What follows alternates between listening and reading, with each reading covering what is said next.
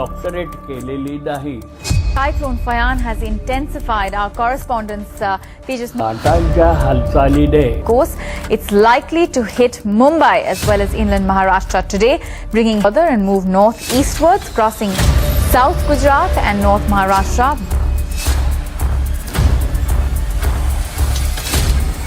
Cloudy, it is very windy. In fact, I'm just not. मी गोपाळ सदाशिव बापट.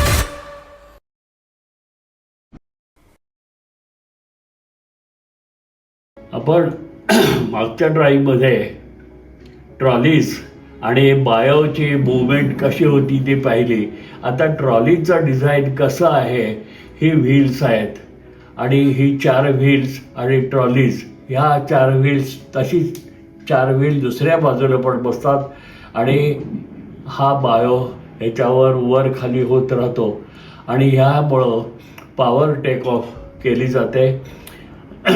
लाटामुळं हा bio वर खाली होतो आणि त्यामुळं त्याच्यावर रेसिप्रोकेटिंग पंप आणि गिअर बॉक्स बसवले आणि चेन बसवलेले असल्यामुळं हा पंप, जे 4 पंप बसवलेले आहेत ते 4ही पंप ह्याच्यामुळं ड्राईव्ह केले जातात आणि पाणी टर्बाईनमधून परत आलेलं पाणी जे आहे ते परत वरच्या टँकमध्ये साठवलं जातं. बायोमुळं हे पंप चालतात. हे इथं 2 पंप आहेत. हे 2 पंप गिअर बॉक्स आणि चेन ह्या फिरल्यामुळं हे पंप दोन्ही ऑपरेट होतात आणि ह्या 2 पंपामधून जमा झालेलं पाणी हे वरच्या टँकमध्ये जातं ह्या पाईपलाईनमधून आणि परत ह्या पाईपलाईन दुसऱ्या पाईपलाईनमधून हे पाणी परत येतं आणि त्यावर टर्बाईन आणि जनरेटर चालतो.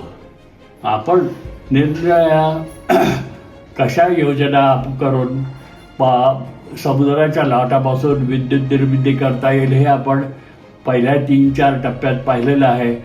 हा 3रा टप्पा आपण जो गाळलेला आहे त्याचं पूर्ण डिझाईन इथं आहे. प्रथम समुद्राच्या काठावर असा रॅम्प बसून ओतवून यावर अशी फ्रेम फिक्स करून या दोन्ही साईडला आहे फ्रेम, इकडं आणि ह्या बाजूला असे 6 पंप इथं आहेत. ह्या टँकमध्ये हायड्रोलिक ऑइल भरलं जातं आणि त्या टँकमधून हे हायड्रोलिक ऑइल या प्रत्येक पंपाला येतं. ह्या पंपावर ह्याच्यावर स्प्रिंग बसवलेले आहेत आणि खालच्या बाजूला हा फ्लोटर आहे आणि ह्या लाट आली की हा वर दाबला जातो आणि ह्या पंपातलं ऑइल ह्या 3 आणि 6ही पंपातलं हे ऑइल ह्या टँकमध्ये भरलं जातं आणि ह्या टँकमधनं ह्या प्रेशर रेग्युलेटर टँकला पुरवलं जातं आणि प्रेशर रेग्युलेटर टँक ह्यामध्ये आपण प्रेशर कॉन्स्टंट आणि रेग्युलेट करण्यासाठी इथं लिक्विड नायट्रोजन भरलेलं आहे आणि त्याला डायफ्रॅम आहे, वरच्या बाजूला स्प्रिंग आहे. ज्या वेळेला एखाद्या वेळेस कमी सप्लाय होतो ऑइलचा आणि प्रेशर ड्रॉप झालं तर इथं जो नायट्रोजन आहे भरलेला लिक्विड नायट्रोजन त्याचा गॅस होतो आणि गॅस झाल्यानंतर तो गॅस ह्या ऑइलला खाली दाबला जातो आणि प्रेशर रेग्युलेट केलं जातं. ह्या टँकमधून ह्या टर्बाईनला ऑइल पुरवलं जातं आणि त्याच्यावरून हा जनरेटर फिरतो. त्या टर्बाईनमधून बाहेर पडलेलं ऑइल या टँकमध्ये जमा होतं आणि परत ते ह्या पंपानं सप्लाय केलं जातं. ह्या जनरेटरमधून निघालेली वीज आपण कंट्रोल पॅनलद्वारे परत बाहेर वापरू शकतो. ह्याच्यामध्ये ह्या कंट्रोल पॅनलमध्ये आपण रेग्युलेट करण्यासाठी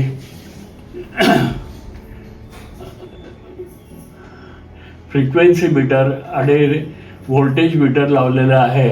ॲम्पियर मीटर्स पण आहेत, बाहेर आपण किती पॉवर देतो आणि वॉट मीटर्स पण आहेत, किती वॉट पॉवर त्याचा आपण आउटपुट देतो आणि त्याप्रमाणे इथं ह्या टर्बाईनला कमी किंवा जास्त ऑइल हे सप्लाय केलं जातं आणि अशा प्रकारे हा जो प्रोजेक्ट आहे हा आपण त्याचा हायड्रोजन, त्याच्यानंतर ह्या टँक्स, टर्बाईन आणि हायड्रोलिक ऑइल आणि ह्या सगळ्या गोष्टीचा खर्च पुष्कळ आहे. कम्पॅरेटिव्हली आपण जो पहिला प्रोजेक्ट आमचा आपण केलेला लाटापासून विद्युत निर्मिती त्याच्यापेक्षा जवळजवळ 5 ते 6 पट ह्याचा खर्च होतो. म्हणून हा प्रोजेक्ट फुलफिल आणि चांगला असला तरी आम्ही विचारात घेतलेलं नाही. आत्ता आपण बघितलं, ड्रॉइंग्सद्वारे आपण समजावून घेतले ही स्कीम कशी चालती ते पाहिलं. आता त्याच्यासाठी प्रथम आपल्याला पेटंट ॲप्लिकेशन करावा लागतो. पेटंट घेतल्यानंतर आपल्याला प्रोजेक्ट रिपोर्ट सबमिट करण्यासाठी बजेट कॉस्ट लागते. त्याच्यानंतर आपल्याला प्रपोज टेक्नॉलॉजी ब्रीफमध्ये द्यावी लागते आणि हे सर्व झाल्यानंतर मग आपला प्रोजेक्ट मेडाद्वारे किंवा कुठल्याही सहकारी संस्थेबरोबर आपलं टायअप होऊ शकतं. अशा प्रकारे विद्युत निर्मिती झाल्यानंतर माननीय श्री विनयजी कोरे आणि मेडाचे माननीय अधिकारी, स्थानिक सरकारी अधिकारी, पत्रकार आणि स्थानिक लोक यांच्या साक्षीने माननीय अपारंपरिक ऊर्जा मंत्री श्री विनयजी कोरे यांच्या हस्ते प्रकल्पाचे उद्घाटन झाले. सर्वच गोष्टी तुमच्या मनाप्रमाणे होतीलच असे नाही. दैवयोग काहीतरी वेगळाच असतो. प्रोजेक्ट पूर्ण झाला, उद्घाटन झाले, वीज निर्मिती झाली, पण महाराष्ट्रात 2009 साली निवडणुका लागल्या आणि आचारसंहिता लागल्यामुळे प्रोजेक्ट हँडओव्हर करण्यास मेडाने नकार दिला. 1.5 महिन्यानंतर नवीन सरकार स्थापन झाल्यानंतरच प्रोजेक्ट हँडओव्हर होईल असे सांगण्यात आले आणि येथेच आमच्या नशिबाने साथ सोडली. 4 नोव्हेंबर 2009 रोजी फयान नावाच्या वादळाने पूर्ण झालेला प्रोजेक्ट आमच्या नजरेसमोर वाहून गेला. 2.5-3 वर्षाची मेहनत आणि घातलेला पैसा अक्षरशः पाण्यात गेला आणि काहीतरी करून दाखवण्याची जिद्दही वाहून गेली.